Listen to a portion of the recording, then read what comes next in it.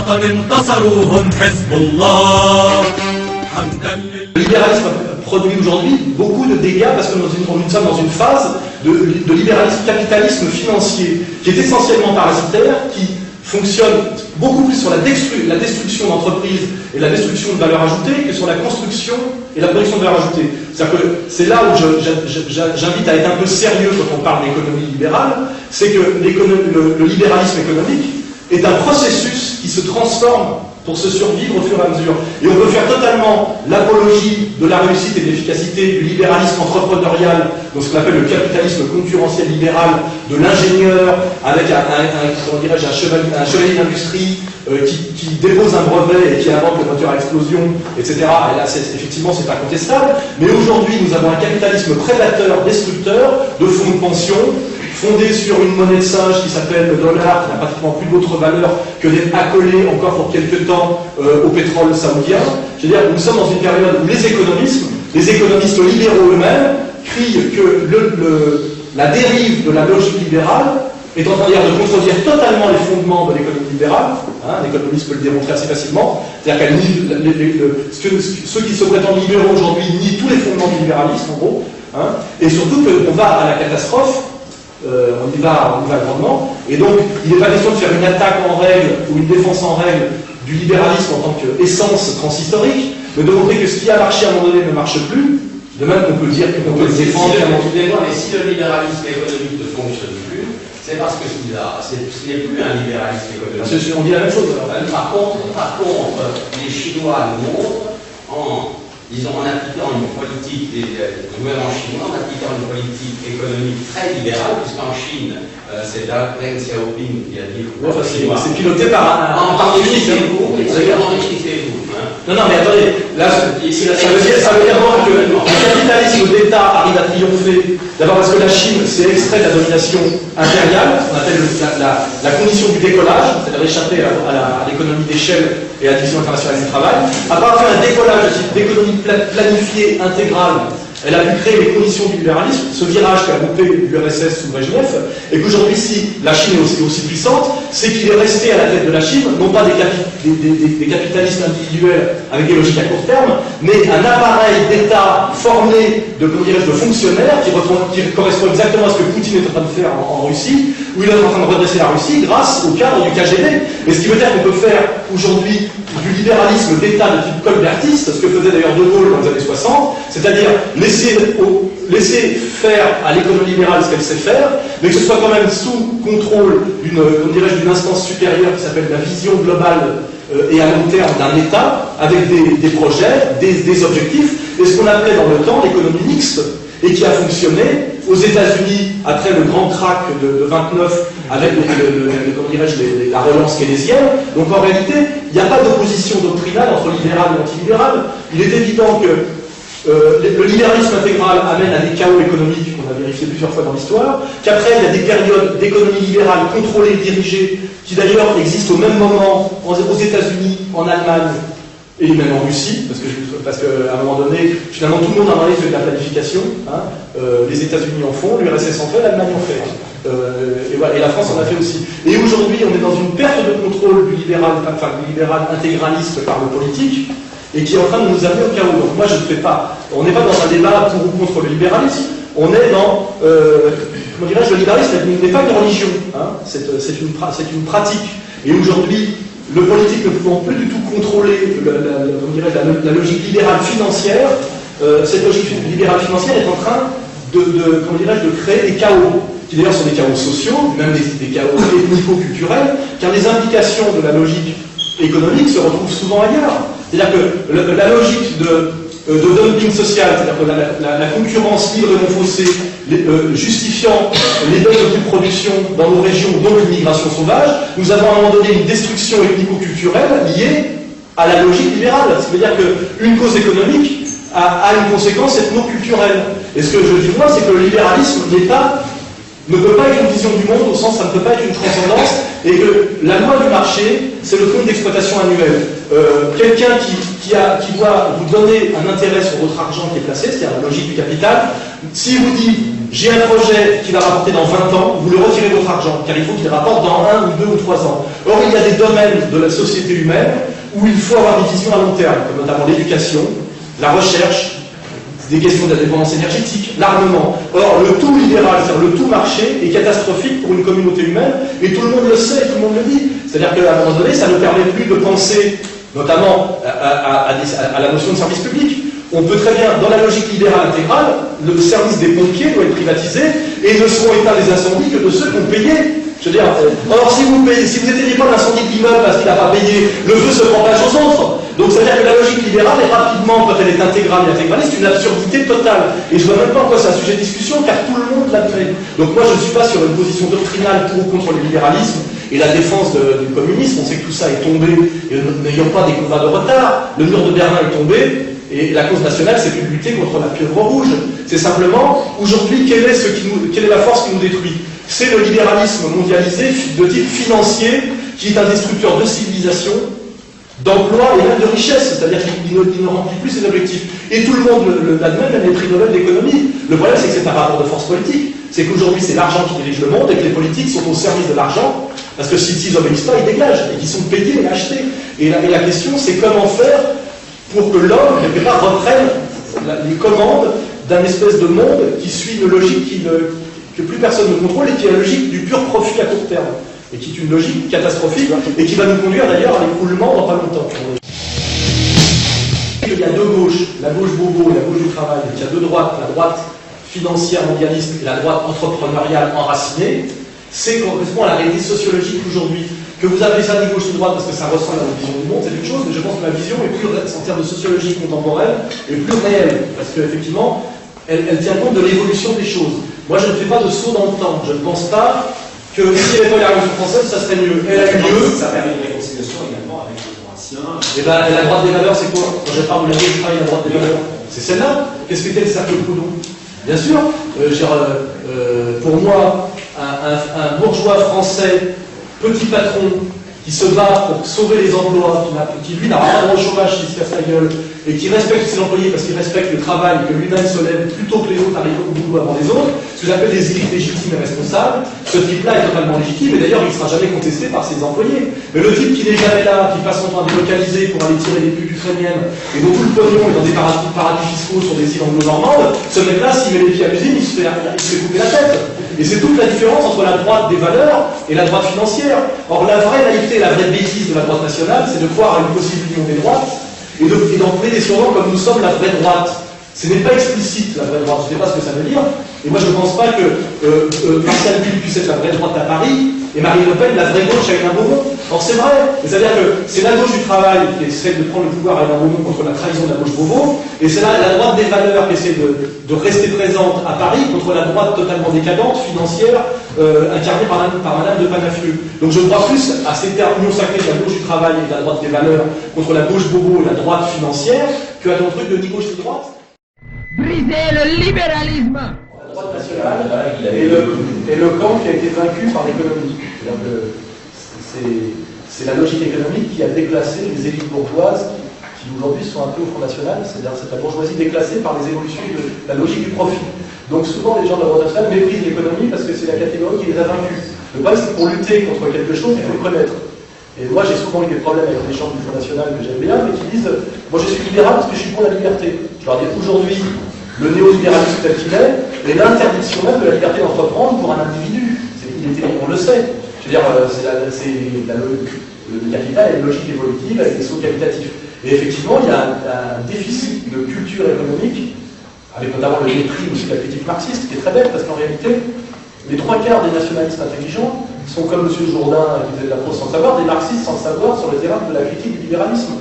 Mais tout ça est une explication historique. Pour eux, l'économie, c'est de la merde, c'est un peu des fusils contre le carnet de chèques. En réalité, tout ça n'existe pas.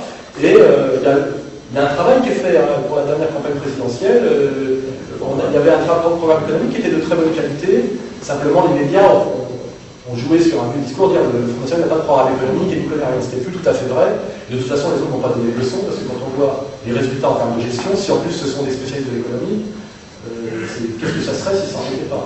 Mais c'est vrai que ramener toujours des questions au rapport capital-travail, c'est très important, ce qui d'ailleurs n'empêche pas de parler d'éthique, de transcendance. Du comité européen contre la torture.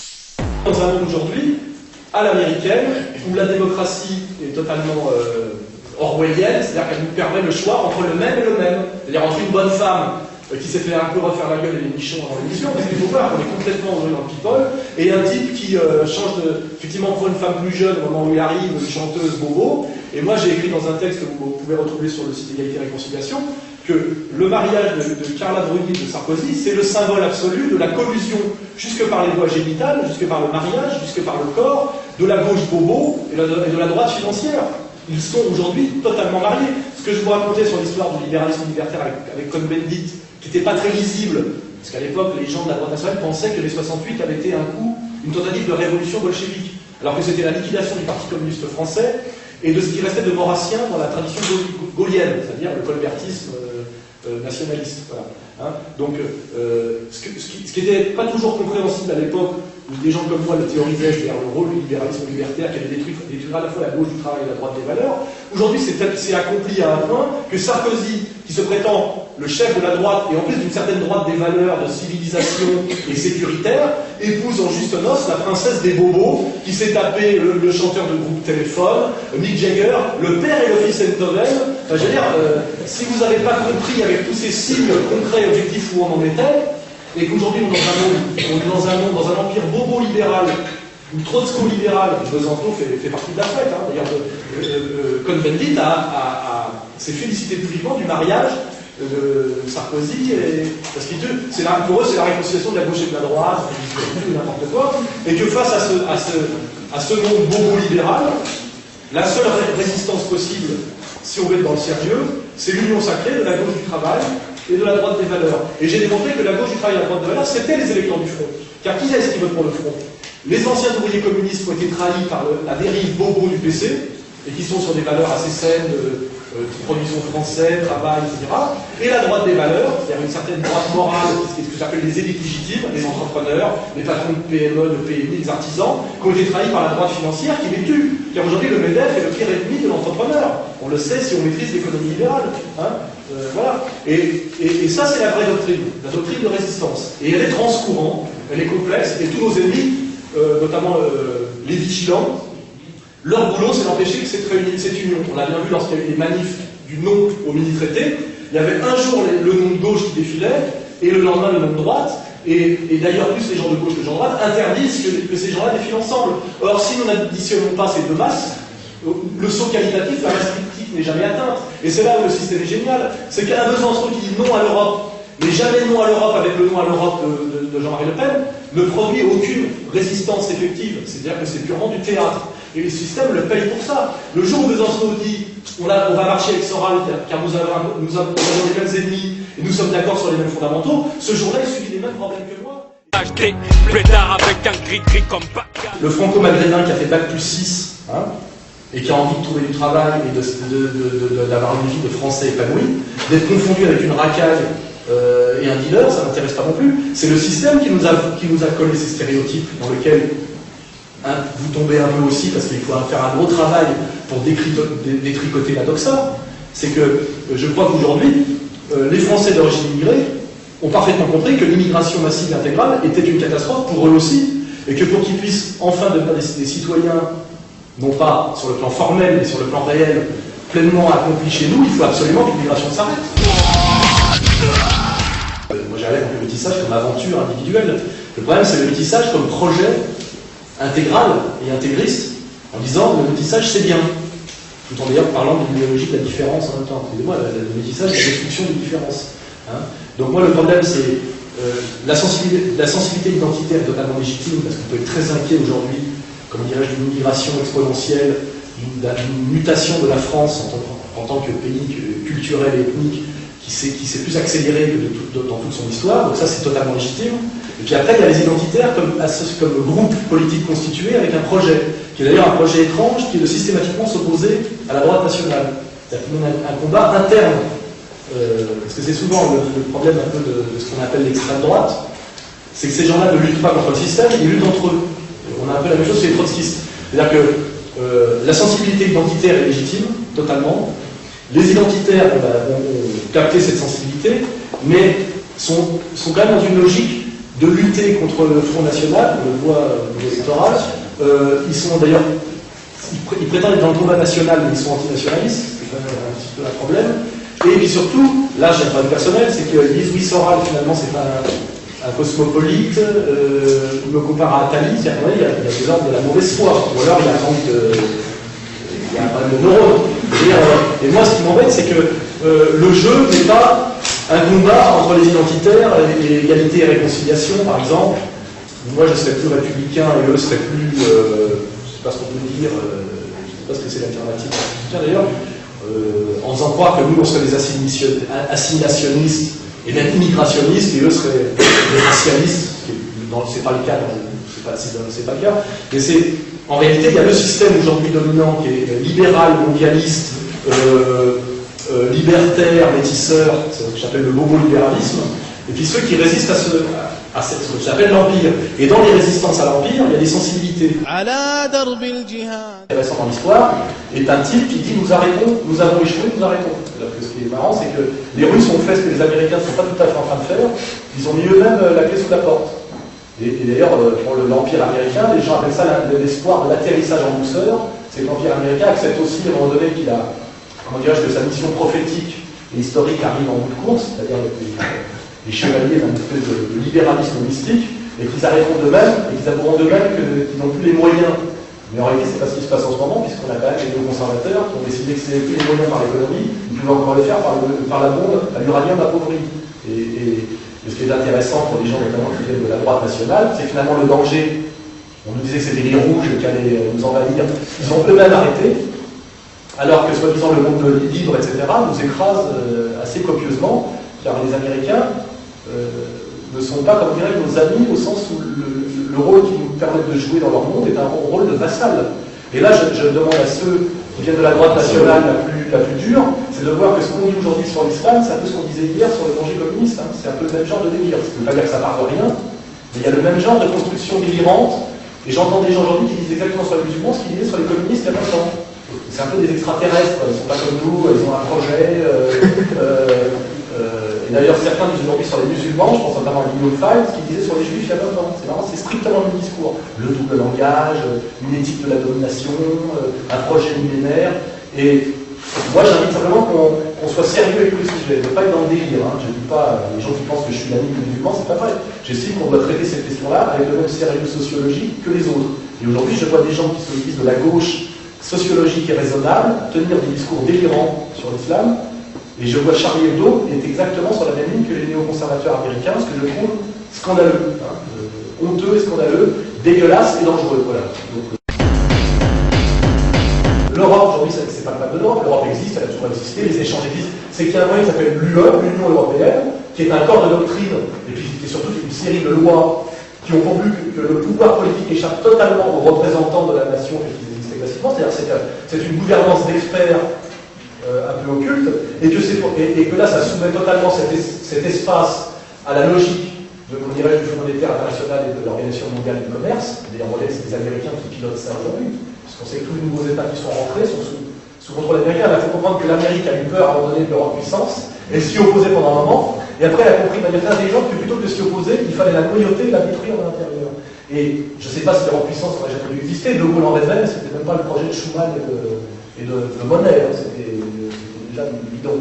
Mais je veux dire, ce qui est sûr aujourd'hui, c'est que la question n'est pas l'Europe. La question est un corps de doctrine et un corps de loi supranational qui ont pour but de créer un espèce d'espace où le libéralisme financier, destructeur de toute civilisation, devient tout puissant et effectivement se débarrasse des dernières petites résistances nationales qui sont liées à des luttes et à des réalités historiques. Et on voit bien que chaque fois qu'il y a quelque chose qui nous fait mal en France, on dit on n'y peut rien, c'est l'Europe. Que ce soit d'ailleurs la suppression des gynécologues, les délocalisations. Alors donc si à chaque fois que ça nous fait mal, c'est l'Europe, il faut se débarrasser de cette Europe-là. Les lois dans ce pays où il se vit ses hardcore, qui a essayé d'entreprendre Jacques Mestri. À la fin du monde on envoie les premiers signes hardcore, de PD qui s'embrassent en plein Paris hardcore. Les scènes de cœur, la télé avant